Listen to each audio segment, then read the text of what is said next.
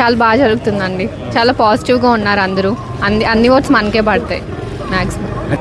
నాకైతే అట్లీస్ట్ 2-3,000 మెజారిటీతోనే మనమే గెలుస్తామని అనిపిస్తుంది. అక్కడ ఎవరైతే ఉన్నాడో పోటీలో ఉన్న వ్యక్తి సామాన్య వ్యక్తి కాదు. అంటే ఇక్కడ ఏంటంటే 30 సంవత్సరాల ఎక్స్పీరియన్స్, 30 సంవత్సరాల వయసు. సో ఇద్దరి మధ్య పోటీ జరుగుతుంది. అంటే ఆ ఎక్స్పీరియన్స్ని ఈయన ఎలా తట్టుకోగలుగుతాడు? ఇంకా ఎన్ని ఇయర్స్ అని ఒకరే చేస్తారండి, కొత్త వాళ్ళకు కూడా ఛాన్స్ ఇవ్వాలి కదా. సో అశోక్ గారు అన్ని కొత్త రూల్స్ తీసుకుని వస్తారు. ఉద్యోగాలు లేవు యువతకి, వాళ్ళకి ఈయన ఇచ్చే హామీ ఏంటి? ఈసారి అశోక్ గారు వస్తే తప్పకుండా రీజెన్సీ మళ్ళీ ఓపెన్ చేయించి ఇక్కడ అందరికీ ఉద్యోగాలు ఇప్పిస్తారండి. అండ్ మెయిన్గా అశోక్ గారు ఎయిమ్ ఏంటంటే హెల్త్. ఎవరు కాకినాడ వెళ్ళకూడదు వైద్యంకి, అందరూ ఇక్కడే ఉండి ఇక్కడే వైద్యం తీసుకోవాలి. అదే ఆయన మెయిన్ మోటివ్. నెక్స్ట్ ఏంటంటే ఇళ్ల పట్టాలు. ఈ 5 yearsలో కూడా అది చేయలేకపోయారు, ఎందుకంటే పైన గవర్నమెంట్ వేరు, ఇక్కడ యానంలో అశోక్ గారు ఇండిపెండెంట్.